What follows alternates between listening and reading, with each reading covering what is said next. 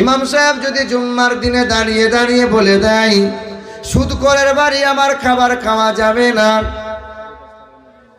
ইমাম সাহেব যদি সুদখোরের খাবার খায়, জেনে রাখবে ইমাম সাহেবের দোয়া তো আর কবুল হবে।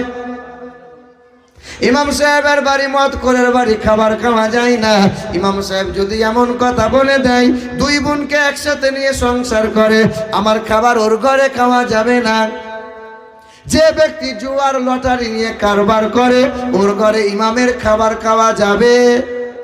যদি এমন কথা ইমাম সাহেব জুম্মার দিনে দাঁড়িয়ে দাঁড়িয়ে বলে দেয়, মাগরিব না হতে হতে গ্রামের মাতব্বর সুদখোরটা আগে মসজিদের সামনে হাজির হয়।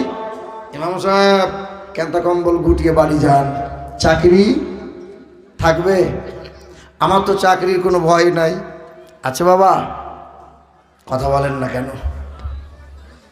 হে বাবাজিরা, ভাইর আমার, ও টাকা দিলেও হবে না দিলেও হবে, আমাকে পরের বছর ডাকো আর না ডাকো